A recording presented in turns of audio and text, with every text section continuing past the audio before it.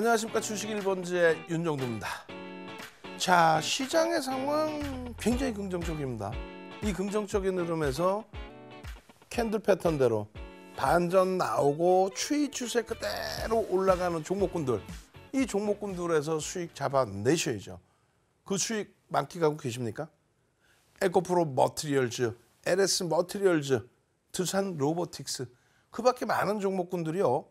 캔들 패턴 나와주고 그리고 어마어마한 시세를 주고 있습니다.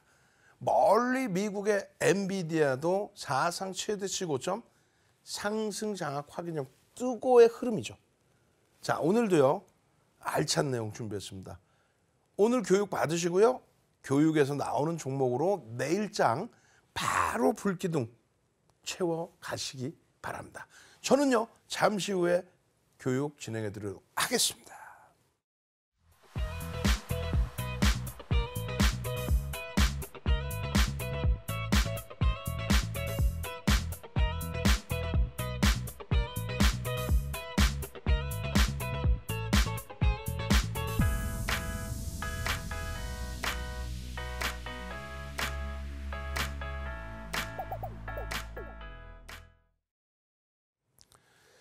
자, 교육 한번 제대로 받아보셔야죠. 지금 우리가 이번 주에 들어서 전 거래일에 배운 내용 상승 장악 확인형입니다. 이 상승 장악 확인형에 대해서 아주 깊이 있게 시중에 나와 있지 않은 기본적인 거래일 수의 기준, 그리고 변동성의 기준, 그리고 편입 설정 범위와 되돌림 구간까지 설정을 해서 배웠습니다. 편입 설정 범위는 어떻게 된다고요? 편입 설정 범위는 요 라인을 넘겨줄 때에 그때의 장악형의 기준이 된다 했죠. 그리고 윗꼬리 부분까지 감싸 안으면 어떻게 된다 했어요? 신뢰도가 더욱 높아진다. 그렇기 때문에 이 종목을 우연찮게 혹은 평상시에 보고 있어서 하락 추세에서 음봉 떨어지고 난 이후에 개파락 이후 혹은 뭐 비슷한 자락에서 감싸는 흐름, 그 흐름이 나왔다면 여기서 사나요? 여기서 사나요? 아니라고 그랬잖아요. 상승 장악형이 확정되면 여기서 편입, 그리고 요 꼬리가 달린 여기서까지도 편입. 그리고 일반적으로는요, 이 종목을 못 보고 있다가 검색을 통해서 상승 장악형이 떴습니다. 그러면 확정되고 나서 들여다봤을 땐 어떻게 되느냐? 3거래일제 기준에서. 3거래일제 기준에서. 요 몸통 상단 그리고 요 꼬리 부분까지 전부 편입의 기준이 된다. 눌려져 내려올 때의 기준은요. 눌려져 내려올 때에 요 기준봉에서, 이 기준봉에서 절반을 훼손시키지 않는다라고 한다면 이 절반의 높이와 요 구간까지를 전부 편입의 설정 범위. 되돌림의 흐름에 손절 범위를 설정한다라고 한다면요. 요 라인을 이탈할 때, 첫날의 기준이죠. 이 양봉이 같이 움직여지고 있을 때, 그때는 요 라인이 이탈되면 정리. 그리고요. 확정되고 난 이후에 들여다봤다면 기준봉이 얘가 아니라 얘로 바뀌어 있죠. 그리고 실질적인 기준봉으로 형성 기준이 잡히잖아요. 변동성이나 캔들의 크기에 대해서.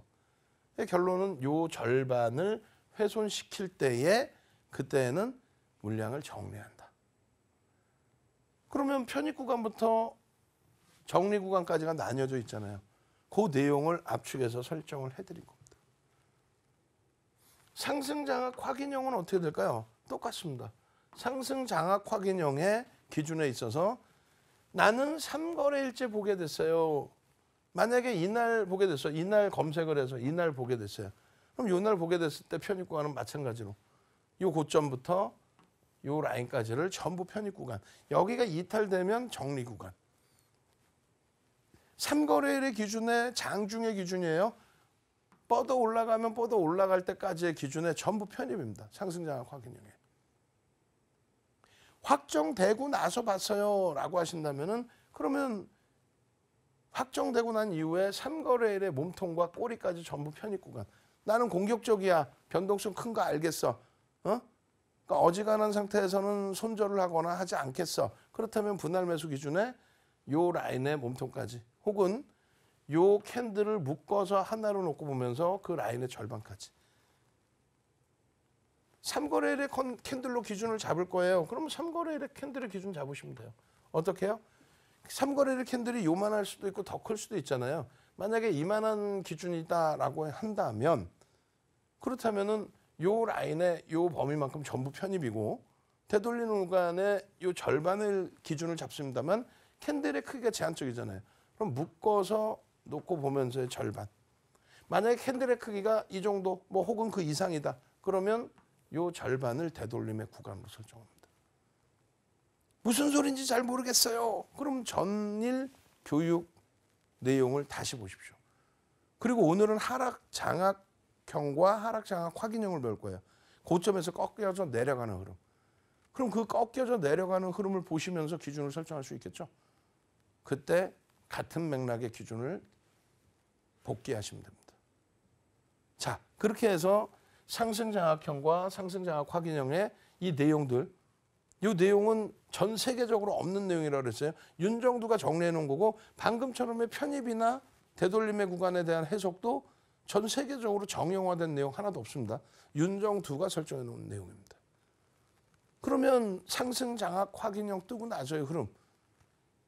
요즘 시장에서 가장 핫한 게 뭐예요? 에코프로 머티리얼 줍니다. 15조까지 올라갔습니다. 시가총액 15조입니다. 예? 코스피 특례 편입됐습니다. 코스피 200 지수에 MSCI 지수 편입 1순위입니다. 일봉이 나오기 전에, 예? 일봉이 여러 개 나오기 전에 분봉의 기준에 상승 장악 확인형의 기준 5분봉 차트에서 이때 그러면 여러분들 배우신 대로 편입의 기준을 장중에 보고 있어서 여기 혹은 그 다음 요 라인을 이탈시키지 않는 흐름이라면 전부 편입의 기준으로 설정한다. 그게 얼마요? 최대 폭의 7만 원의 기준. 이게 얼마 갑니까? 22만 원. 7만 원에 여기서 편입만 됐어도 쭉쭉쭉 그 다음 계속 올라왔잖아요. 22만 원. 와우. 이런 흐름들을 오롯이 다 여러분들 걸로 분봉, 일주 월봉에서 다 대처해서 들여다보실 수 있다. 여러분들이 제일 좋아라 하셨던 2차 전제 기준에 LG에너지솔루션의 주봉입니다. 2022년 9월 말부터 11월까지예요. 이게 몇 퍼센트 올라온 겁니까? 51%인데 캔들 패턴 뜨기 전 또 최고점의 기준까지 전부 설정하면요. 얼마요? 약 80%의 강세가 나왔습니다. 2022년도 하반기에 여러분들이 아시는 것처럼 IR 관련해서 IRA 관련해서 22년 하반기에 와 에코프로 형제가 올라간 것 같아요. 포스코 그룹주가 올라간 것 같아요. 아이 삐삐삐삐삐. 에코프로 비행과 포스코 홀딩스는요. 얼마 못 움직였어요. 50% 미만 35% 40% 이렇게 움직였습니다. 오히려 시가총액 2위 LG에너지솔루션이 80%, 시가총액 5위 LG화학이 75%, 시가총액 6위 삼성 SDI가 70%. 그러니까 작년 하반기의 2차 전지의 흐름은 포스코 그룹주, 에코프로 그룹주가 아니라 LG에너지솔루션, LG화학, 삼성 SDI였어요. 그리고 변동이 나온 이유는 LG에너지솔루션의 보호해수 물량이 풀렸죠. LG화학의 81.84% 그 보호해수 물량이 풀리면서 유동 비율이 높아집니다. 그래서 MSCI 지수의 편입 비중이 높아져요. 그리고 코스피 200 지수의 유동 비율이 높아집니다. 그럼 어떻게 돼요? 외국계 기관 투자자, 국내 기관 투자자, 패시브 자금들 들어오죠. 패시브 자금 들어오면서의 80%의 강세. 마찬가지로 LG화학, 삼성 SDI. 이 종목군들이 20년도 7월 이후에 테슬라랑 똑같이 움직였다가 22년 하반기에는 이 내용을 바탕으로 해서 혼자 움직인 거예요. 거기에 IRA가 호재라고요? 무슨 얘기야. IRA가 없었으면 더 혜택, 수혜를 더 많이 받죠. IRA 때문에 제한적인 수혜를 받는데 그것을 포장을 자꾸 하는 거죠. 야, IRA 지금 확정치가 나와가지고 이야 내년에 뭐 얼마 보조금을 받을 수 있고. 아이고 참. 그건 냉정하게 보셔야 돼요. 냉정하게. 결론은 7월 말 이후에 2차 전지는 끝났다. 개별 종목 기준에서의 움직임이다. 그리고 명확히 시간이 지나더라도 왜 2차 전지가 움직였는지에 대해서 명확히 알고 계셔야 되고 그래야 먼 훗날 바이오주가 됐든 2차 전지가 됐든 엔터주가 됐든 게임주가 됐든 반도체 소부장이 됐든 제대로 수익 내고 마지막 자락에 나올 수 있는 거예요. 결론은요. 어떠한 내용 어떠한 이유에서든 결국은 4대 천왕 캔들이 뜬다 이거죠. 아래 꼬리 부분은 양봉의 아래 꼬리 부분은 몸통이다. 결국은 장악형이 떠주고 이 추세의 흐름, 이 흐름이 LG화학과 삼성 SDI의 수익 범위까지로 확장이 된 거예요. 포스코홀딩스 2023년이에요. 2022년도에는 움직임이 없어요. 포스코홀딩스가 30몇 프로뿐이 못 움직였어요. 2023년도에 왜 움직입니까? 그냥 묻지 마죠, 사실은. 묻지 마. 왜 물어봐? 명분만 있었죠. 포스코 그룹주인데 그룹 차원에서 야, 우리 2차 전지 사업에 올인할 거야. 집중할 거야. 그럼 철강 안 할 거야? 철강하죠. 성장성 사업에 투자하겠다는 거지.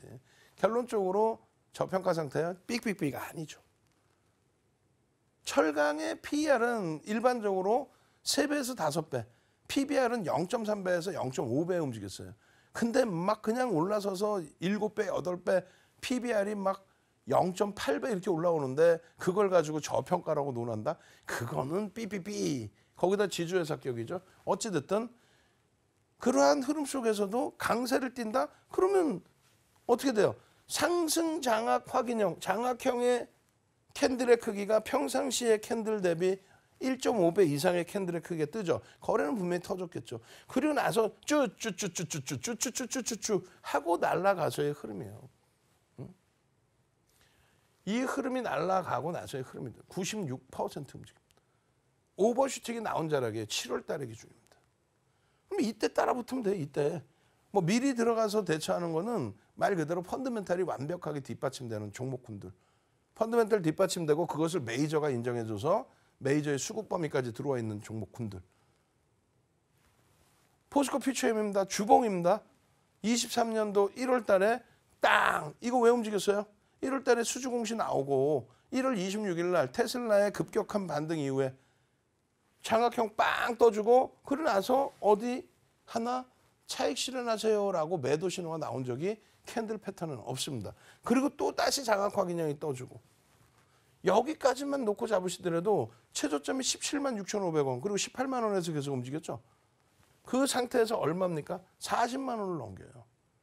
시가총액이 17위 정도 놓여져 있었어요. 17위 정도. 7,740만 주짜리예요 이게.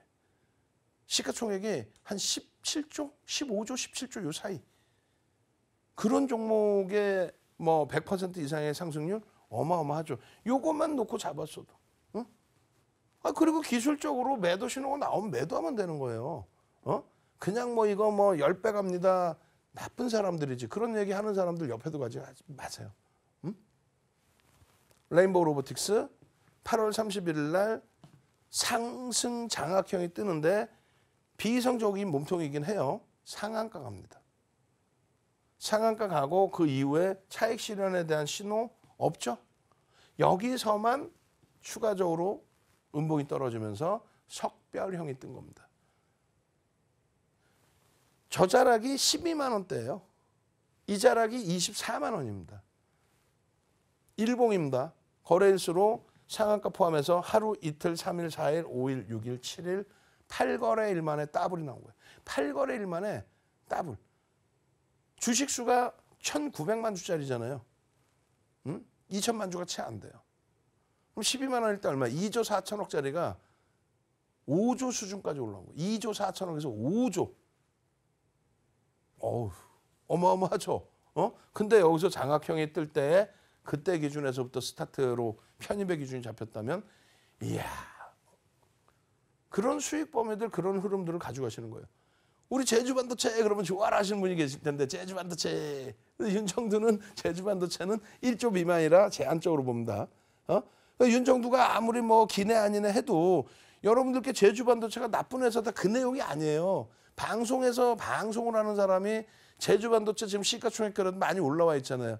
근데 시가총액 무슨 뭐 3천억 이하, 2천억, 1,000억짜리 갖고 나와서 제주반도체가 끝내줍니다. 그러면 안 된다는 거지 방송에서는. 응? 결론적으로 어이구 여기 떴네. 상승 장악 확인형 뜨고 슝슝슝. 그렇게 하고 나서 일봉 차트인데 분봉의 기준에 정점 인식이 잡히면 뭐 차익 실현하고 또 다시 캔들 패턴이 나오면 재차 편입하고 이렇게 기준 잡으시면 되잖아요. 지금의 기준도 사실은 제주반도체 캔들 패턴으로 매도의 신호가 나오지는 않았어요. 그럼 뭐다? 추세의 지속이다. 아이고 근데 갖고 계시던 분 팔았다고 그러셨네. 그럼 또 들여다볼 수 있습니다. 다만 시가총액 1점 미만은 교육용으로 비중 좀 낮게 잡으셔서 들여다보시는 기준 설정하시면 됩니다.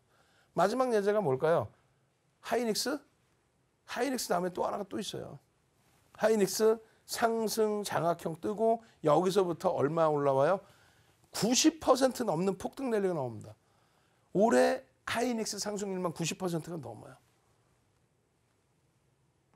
그 흐름 속에 누가 있어요? 엄마맘맘마 엔비디아 뭐 정신이 없죠. 어? 엔비디아 상승 장악 확인형, 엔비디아 여기서 상승 장악 확인형. 이거 어떻게 할 거예요? 추세의 지속이네요. 정점의 인식이 잡히질 않네요. 정점에서 이렇게 하락 장악 확인형이 뜨면 이럴 때는 그래 안녕 빠이빠이. 근데 최고점의 의미가 형성되지 않는다면 또 들여다보는 거예요. 그렇게 해서 다시 장악 확인형이 뜬다? 장악형이 뜬다? 왜 못 들어가요? 2차전지처럼 7월 말에 상상을 초월하는 거래대금이 터지고 꼬리 달고 음봉 떨어지고 그렇게 되면 기술적으로 아웃. 그리고 나서 기간 조정 최소 3개월, 가격 조정 최소 30에서 50% 이상. 둘 다 이제 기간 조정하고 가격 조정이 다 끝난 거예요. 에코프로, BM, 포스코홀딩스, 포스코 퓨처엠.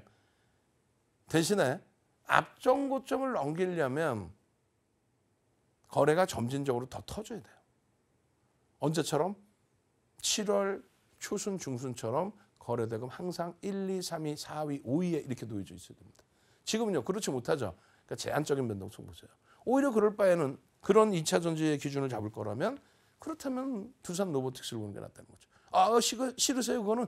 아니 그러면 LS 머티리얼즈, 에코프로 머티리얼즈 시장 조치가 완화되면 그때 볼 수 있는 겁니다.